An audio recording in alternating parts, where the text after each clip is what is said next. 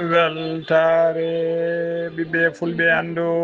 diine maɗa fedde heblo sukaɓe afrique weltare tv takusana yoni to likseyba gorgol to Sinthiane Diakiri to Agrissa to Houdallay to Ɗalhaya to Mafondu to Lodiolo to Marissa to Djigué to Awoynat kon takusan juula ha to Duɗal Ceerno Hadi Oumar Sy to to Jowola Sare ko taari ɗum kala ene jeeya e gardidi kabaruji men to leydi Mauritanie tufere arwenide ko fate mahgola galle Pular fawama e nder Nouakchott talata hanki o to leydi Sénégal jonde woni des assises hakkude laamu ngu e ɓen joguiɓe duuɗe Qur'an woni daraji joddi fuɗɗima e nder leydi Sénégal gam yidde kay fewjidde e yewtidde ha ɓeydo ƴellidde ko fate ɗina daraji to leydi Sénégal ha joni neɗɗo ɗiɗaɓa woni deuxiéme cas tawi ko gonduɗe rafi biteɗo mpox walla biyeteɗo variole de singe fuɗɗima yitede ɗiɗaɓa yitama e nder leydi he to leydi Mali Abdoulaye Mayiga kañum woni hoorejo jagorɗo leydi Mali omo tawe to dowlati tentuɗi Amérique kanko yito noon tawtoriyede sommet tawi ko bateau laaɓa capanɗe jeetaɓi walla assemblée générale fedde Nations Unies ked robino Afrique ma jaɓɓo musidɗo men Alassane Oumar Bothia habaruji men joolam jaɓiri ma jaa ha to leydi Iran to leydi Inde to leydi Israël ha to dowlati tentuɗi Amérique bisimilla moni ketki hotodirte joni joni pren pacciren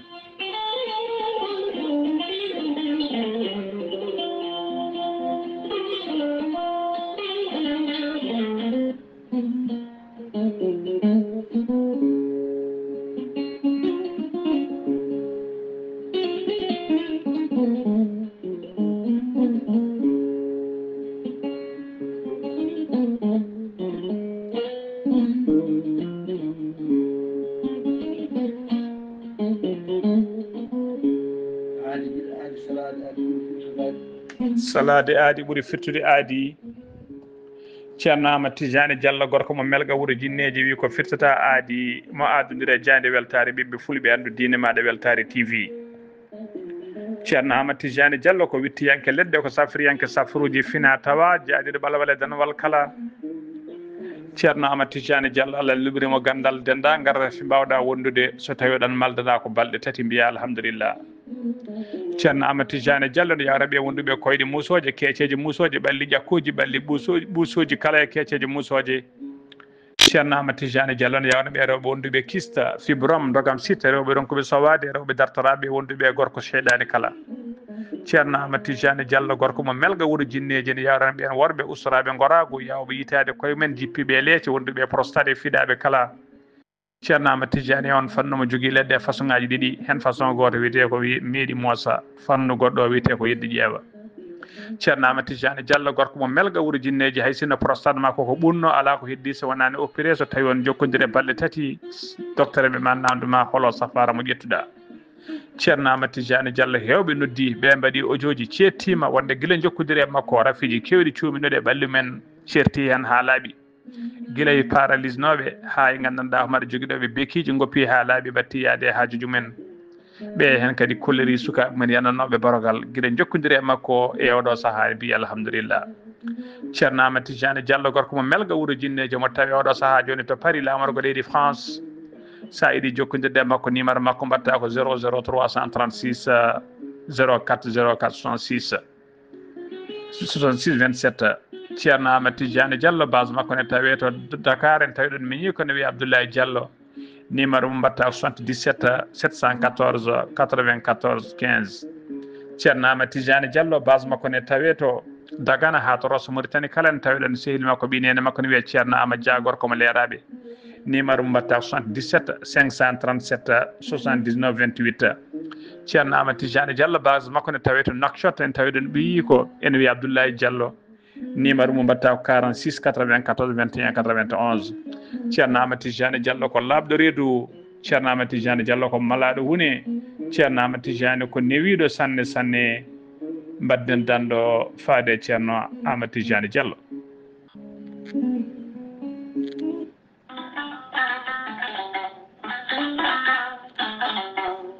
gorel te ko aadi yanke mo firtata aadi e jayde weltare TV gorel te ko aadi yanke ɗoftowo ɓen sappotoɓe e muɗuma gorelte ene hollita weltare mum faade ɓe e kala saha artoɓe gorelte ene kollita dañi hen aafiya mawɗo no feewi gorelte ko haako moƴƴo iwru ko tokkore dinnoro ari ko wallude e safrude ha moƴi kala daña aafiya muɗum on joguiɗo AVC cardiaque ƴiƴam dogata e ɗaɗi mum ɓanndu jaaɗoru ɓanndu wuloru neɗɗo tuƴiiɗo mo nanngata taare kala mum de gorelte ene humta on haaju gorelte noon so yiɗi anndude ko jamta e mum ko kala jahata koto Google mbaɗa www.gorelte.com ma janngan hoorema kala gorelte an tuƴiiɗo donkuɗo yaade juma e jama ni jokkoyde enɗam kala musalla ɓanndu no fotiri kala gorelte ene momta haa laaɓa e ballal joomiraaɗo o sa yiɗi jokkondirde e tonngooɗe gorelte mbele mbaawa jokkondirde maɓɓe Oumar Dia to Tambacounda 77 527 14 44 so tawi koto Bonji Salamata Ba 77 695 43 01 so tawi noon gonɗa koto Gawol ko Farmata Abdoulaye 77 150 70 61 so tawi noon gonɗa koto Guédiawaye Amadou Abbas Ka mbatta ko 78 313 89 28 so tawi noon gonɗa koto Thiès e ko taari ɗum kala jokkondirta koye Moussa Dia 78 860 76 68 so tawi noon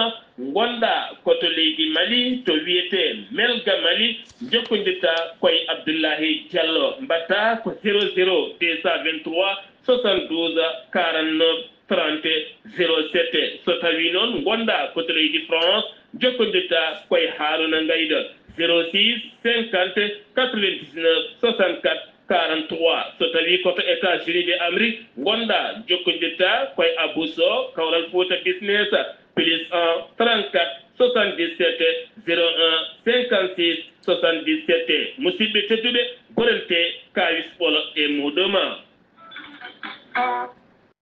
kettode kaburuji mon e demgal pulaar Afrique Asie Europe Amérique Moyen-Orient Océanie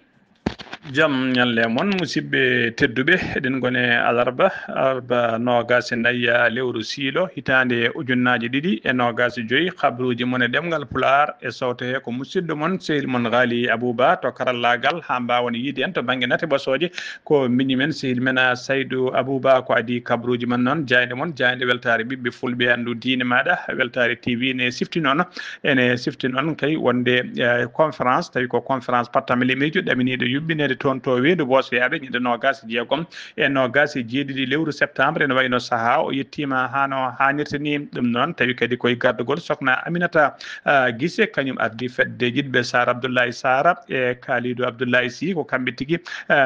juɓɓini oɗon conférence tawi kadi conférence o tamboto ɗiɗon jammaji ɗiɗi ko musidɗo moon Sara Abdoulaye Sara e dendagal yaadiɓe mum kala ɗum conférence o mbiɗen ko ñande nogas e jeegom e ñande nogas e jeeɗiɗi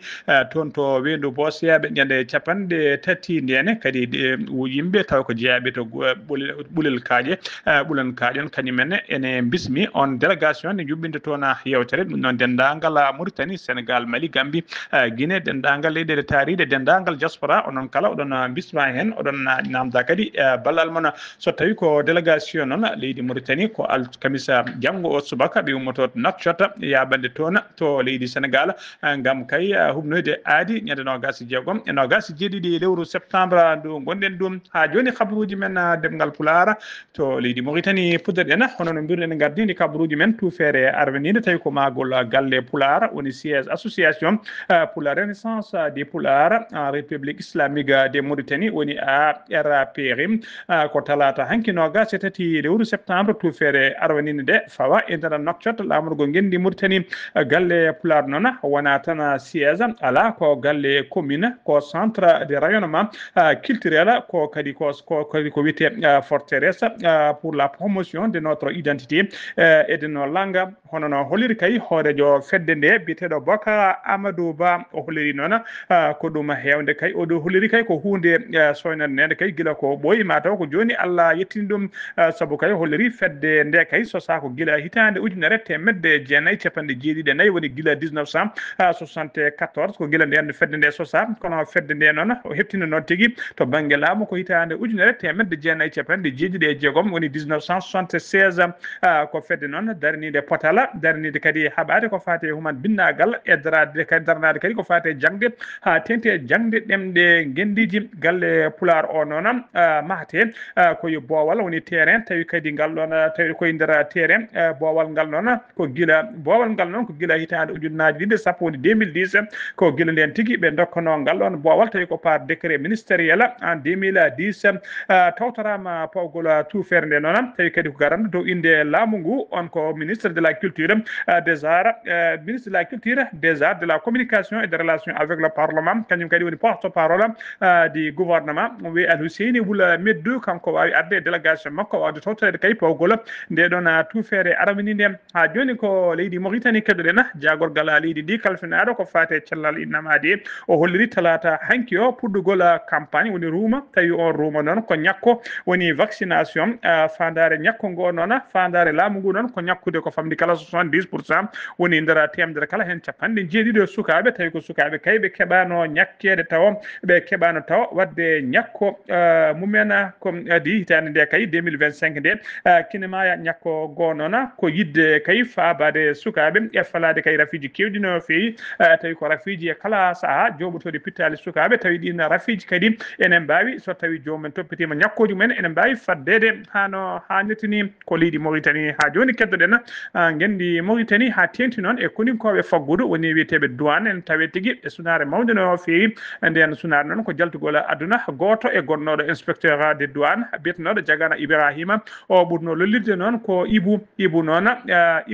yaltiri aduna ko duuɓi capanɗe jeetati o yalti aduna noon ko ñande aseta bennuɗo ɗo to Dakar e nder clinique privé goto yano safroyade Ibu noon meeɗino wonde chef de bureau de douane to Rosso o wonino kadi chef de bureau de douane to Nouadhibou o wonino kadi adjoint directeur général de douane ko professeur noon de l'ENA JM mo Nouakchott o gayniri carrière makko noon ko catal biyetegal CEDEAO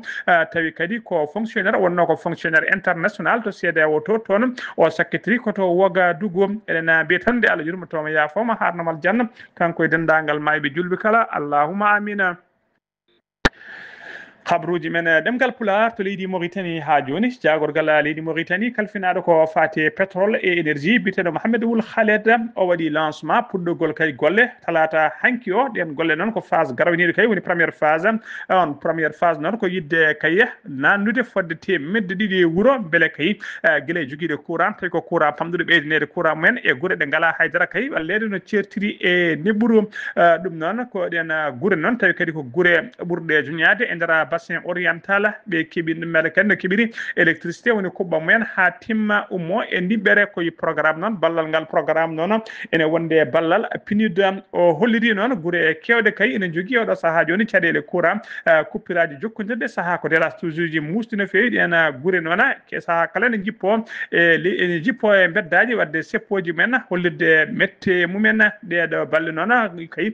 ko yimɓe wuuro wiyetego Awnatul Jebeli kañumen tigui jippino e boli mbadde seppoji mumen hollirde kay mette mumen e ɗiɗo kuppiraji duumiɗi e nder falde mumen hanki nen e hiccangi kala teskama ko toon to Chami e dow lawol faade Nouadhibou ko yimɓe wuuro ngone kañumen ne jippe boli hollirde mette mumen e ɗiɗo kuppiraji duumiɗi tawi kuppiraji courant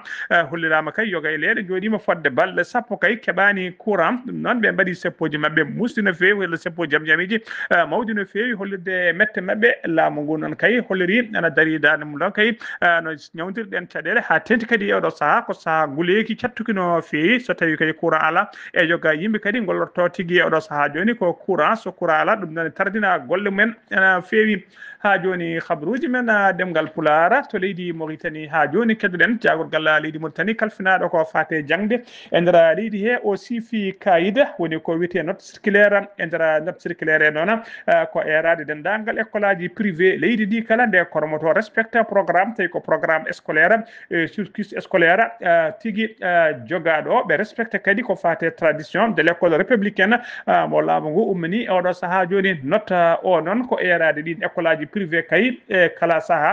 dem badata tigi kala école privé élevage men kay so ngari ha tente sukabe ne badata tigira be badata manyobe ni no miltriji ke waddine be bada rankay wade kadi ko wiete levé de drapeau bi drapeau ummine caggal dum kadi be jangine ko fati lim national hono école public di badat ni bele école privé di kala ene batta wadde duma ena hanirta ni henena yo hollidi kadi yo directeur uji école privé di kala yo kormo ko fati eruji dawgol e fati eruji jippugol tawa kay école di fofu ene jogi waktu kanyumen nandi waktu no école public di o hollidi kadi be bada respecté date ko fati uddugol école so école wiama uddite ko nyande jeegom kambe fofu be uddita nyande jeegom tawana kay be ne uddita ko adi jeegom walla caggal jeegoma lewru octobre kadi kambe fof kadi be jogo programme so école wiama uddi tawa kambe fof e be uddita lawol gotola ko dum tigi woni ko be lamungu jidi do sa jon tay ko programme ko be biata école républicaine ha joni ko leydi Mauritanie kedden ko yon fanno ha joni kedden jagorgal leydi ndi ha joni kalfinado ko fate jangde o holliri tigi wonde hitande hikande année scolaire 2024 2025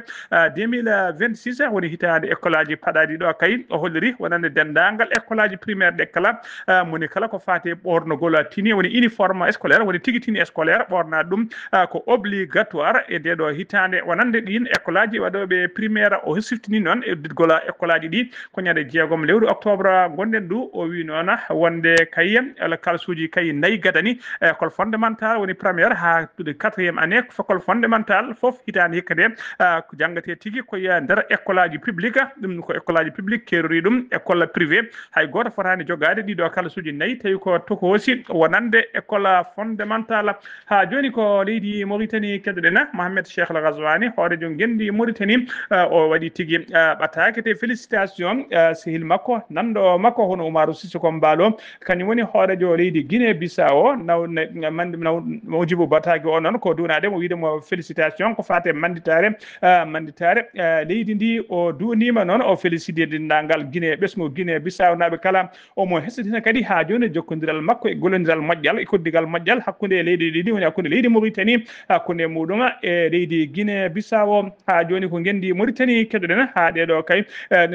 ɗeɗo balle kala noon teskama kay ɓen tawi ko commerçant ji tawateɓe toon to leydi Mali to Bamako ɓe kolliri kay ha ɗo to kaleten fodde temedde tati boutique magasin nana udda kay e nder Bamako tawi ko laamu Bamako uddi ɗum ɓe kolliri noon ɓe erima laamu Mauritanie noon nde dartono dole mum ponno kay walla ɓe ɗiɗo butikaji ha mbawa udditede saabu kay kene wona joni jonte tati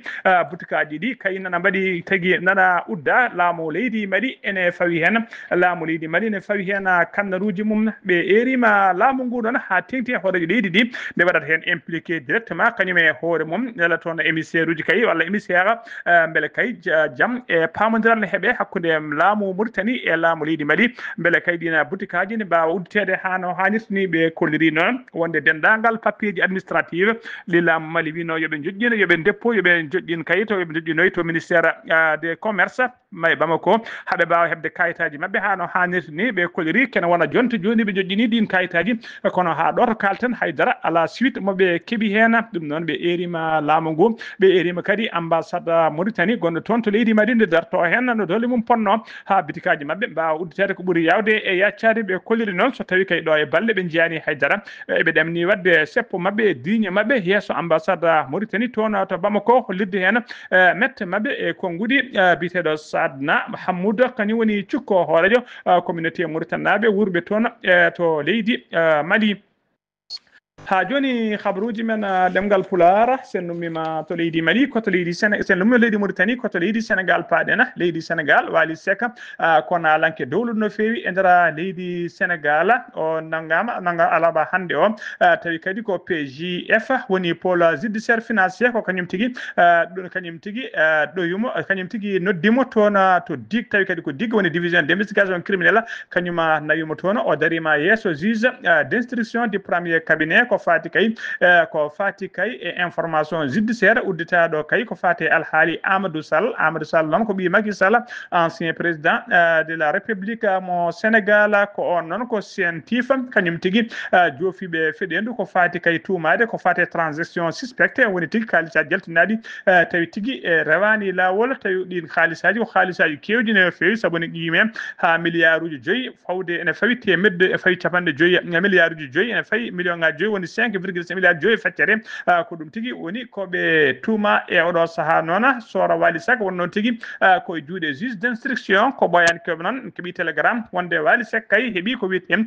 liberté provisoire wonde kay o ɗaccitama o fati galle makko tawa kadi koye pro mbadi liberté provisoire woni tigi o ɓiltaki tawa ha laaɓi kono kamɓe uddanimo ha joni ko leydi Sénégal keddoɗen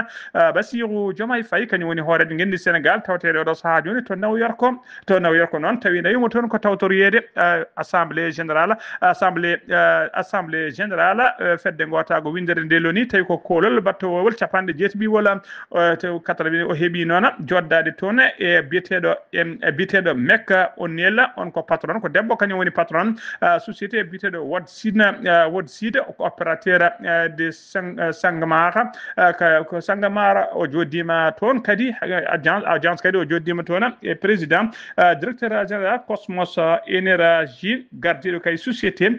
ciggowo gaz mo Mauritanie e Sénégal ndendi tawi kadi koye ɓunndu wiyetendu Grand Tortue Ahmiyan tawatendu e Kerol e nder maaji kadde Kerol hakkunde Mauritanie e Sénégal ɓe jewtidi ko heewi noon ko fati kay e gollodiral moƴƴal ɗiɗon société ji hakkunde mum e gendi Sénégal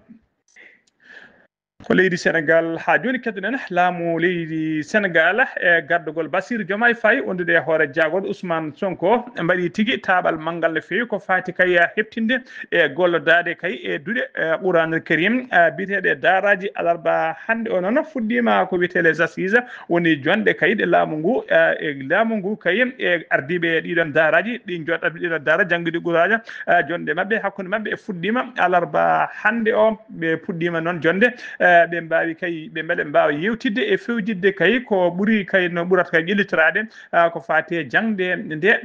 hade jangde nde natinde kadi natinde daraji ɗi kay e nder systéme éducatif leydi ndi daraji ɗi noon jaraji ɗi noon ƴellitima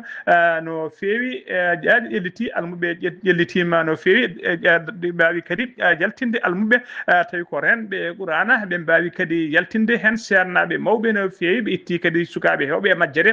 hono no holliri kay Moustapha Mam Ouraysi kañum woni ministre kalfinaɗo ko fati éducation o holliri wadde alay saago ɗin daraji kay laamu ngu watta e mum hakkille no fewi kay no toppitiri école aji ɗiɗi mbawa toppitede hano hannirta ni ko leydi Sénégal ha joni keddoɗen Madiambal Diagne ko jaydi yanke kanko kadi ardi jayde ko kanko kadi ardi jayde tawi ko jayde bindol witende groupe avenir communication kanko noon kanko Madiambal noon caggal nde o yinno ɗannade kay ndeno ari ha to bowallade diwoje ngal AIBD woni Blaise Diagne to yinno ƴettude laana makko faade toon to Paris lamorgo leydi France ko ɗon dadi ɓe kadi mo jolde nanguimo kay nangui passeport makko ɓe namdimo kay waktuji kewɗi ɓe jadde makko caggal ɗum ɓe koliri tigui wonde koɓe heɓɓe yamirore haddemo yaltude kay leydi ndi dadi ɓe noon kolliri kay wonde information judiciaire ene ummina e makko tawi kadi koko fati e société biteɗo Ellipsi ko fati kay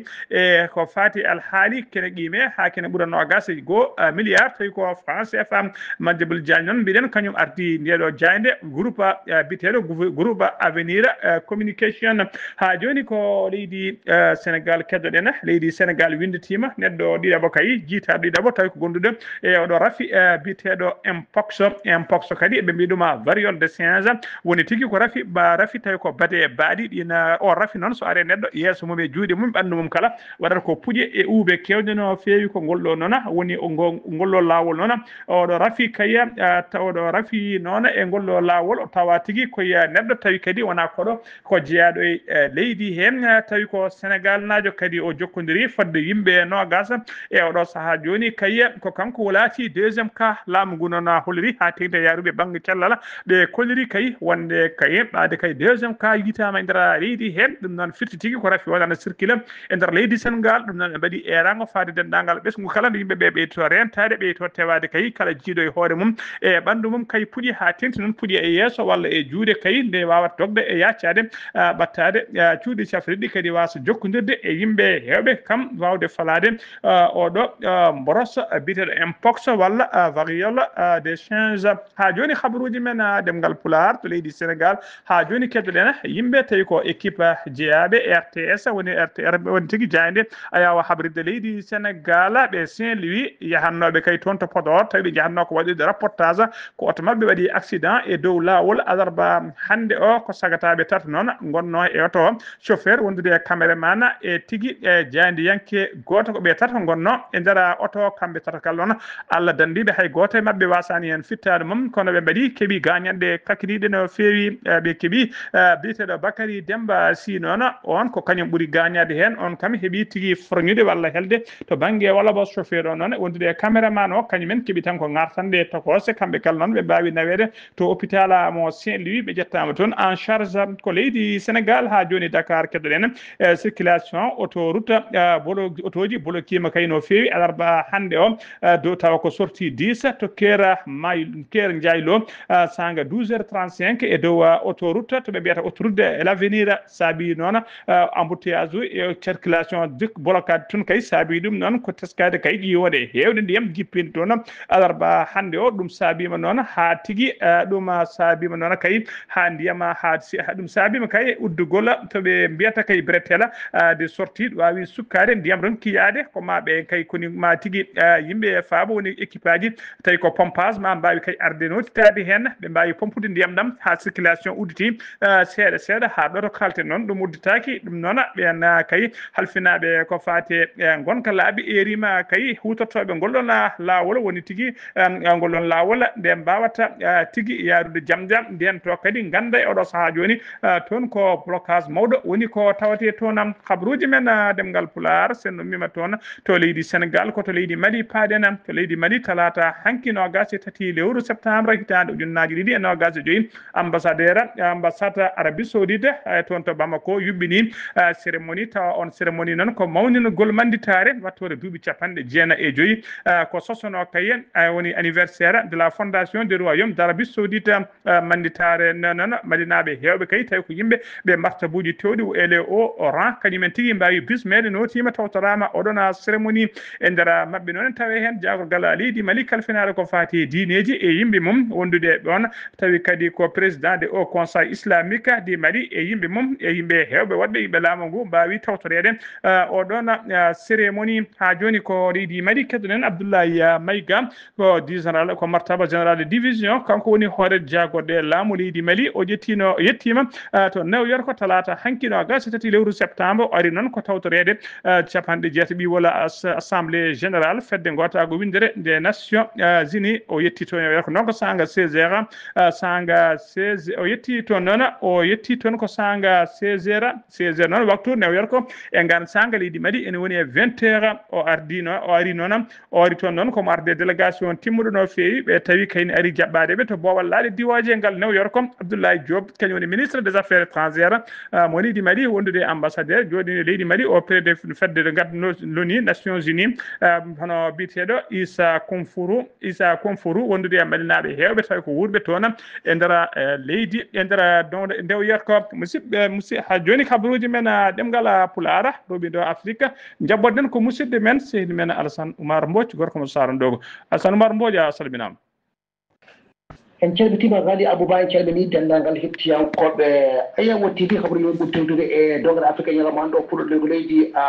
guila Conakry ene wadde toon de e yaltunoɓe e woore nde ñande nogas e golle wuuro siltu ujunaaje nogas e joyi maɓe gon million ngaji jeegom piccal hono jeeɗiɗi million ɗum noon ma wonde kamɓe kay jibinande nde ɓawo sappo e nayyi piccal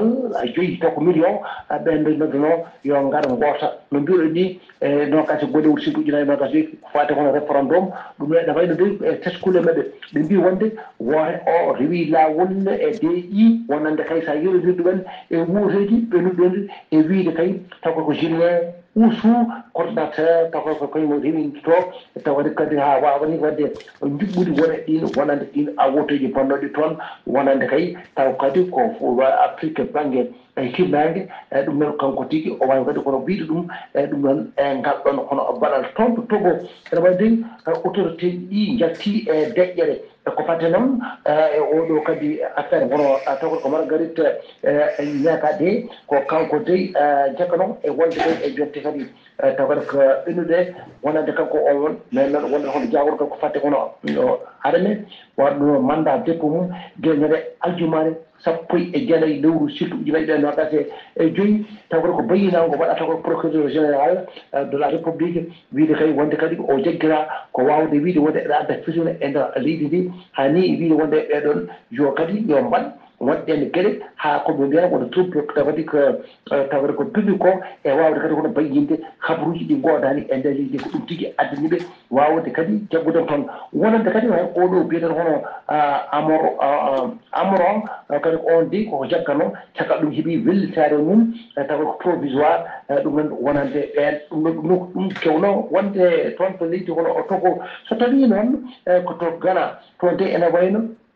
ko famɗi fof yimɓe tawat ko jeegomo taw ko wonande kadi tawat ko Afrique banggue hirnangue o ittunoɓe leyɗele denduɗe Amérique gam artirede ɗum noon ɓe panaka leydi mabɓe ɓe pana ko leydi toon ɗo Togo adanono mettere taw kadi ko avocat ganenajo wi wonde koɓe waɗa ko fotani wonde no fewi wawi portude plainte mum ɗum wonande kadi leyɗele hono denduɗe Amérique wiide wonde ko ɗum gartideɓe ɗin wona hunde rewde lawol ɗum no so artire e nder leydi mum poɗɗa ko artirde ɗum e nder leydi mum wona kay tawa ɗum leydi hono on gondi ɗum noon wona hunde fonde wonde ɗum wawi haalde ɗum noon ko avocat oɗo ɓeɗon taw ko ganenaɓe nawaɓe toon to leydi hono Togo ɗum noon o wi wonde piyaneɓe maɓɓe ɓe mbawi kadi wiide wonde kadi alay saago ɓe gartire e nder leydi maɓɓe taw wona ko aɓe naɓe taw kadi ko leydi ene goɗɗe ɗum bayna ko ñande talatare nogas e lewru surtout ujunnaje ɗiɗi e nogas e joyi Ghali Abouba ko ɗum ɗo wonno ko tonguɗen habaruji men e dogre Afrique e ñalawma hande o taw wonno koye dade musidɗo moon Assane Oumar Mbodji gorko mo sardogo ngam weltare aya wottiwi Alassane Oumar Mbodji golle ma jooɗi ko an uddi kabaruji men e nder dongre Afrique takkusan juulama ha to galle ceerno Amadou Tidiane Alpha Mamadou Sile Ba to moderne ha to galle makko Sama Sa ko on takkusan juula ha to galle ceerno Abdourahmane Dia to Darila Barka ha to galle makko Peka 8 Nokcot ko on takkusan juula ha to galle ceerno Yaya Ba to Richard Toll to galle ceerno Ndiaye Ba toon to Nouadhibou kabaruji men demgal Pulaar kabaruji men jo Allah jaɓɓeɗi koto leydi Iran puɗɗina Massoud Bezikistan kañum woni hoorejo leydi Iran o holliri talata hande talata o tolli talata hanki o holliri alarba hande o nogas e nayyi lewru septembre e dow tribune des Nations Unies wonde leydi makko kay ala fandare meeɗa kadi jogade fandare gam yidde kay fewnude walla marde ko wiyete arme atomique walla arme nucléaire o wi ɗum ɗon kay ko occidentoji tuuma muya jogui e makko walla mijoji ko tuuma muji tan gam yidde takkude leydi ndi ɗum noon wona hunde o holli leydi makko kay ala anniya kadi jogorani jogade anniya fewnude ko wiyete arme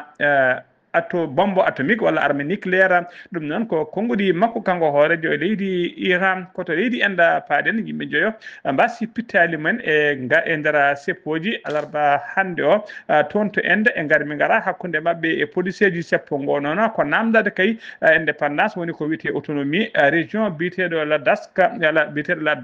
Dak ɗum noon tawe to rewo leydi ende ɓe noon jiɗi tan ko hebde indépendance walla autonomie men ko ɗum saabi noon seppoji gulɗi jaw ha waɗi mbiɗen yimɓe jo mbasi hen pittade men waɗi kadi yimɓe hewɓe barmuɓe hen ha mbayno kooce koto leydi Israël paaɗen to leydi Israël banggue seɓɓete leydi Israël toɓe